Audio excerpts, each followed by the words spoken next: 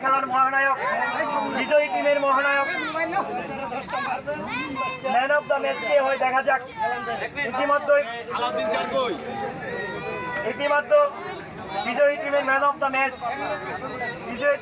The ম্যাচের পুরস্কার এবং নাম ঘোষণা করবেন। আমাদের ম্যানেজমেন্ট সকলেই প্রস্তুত।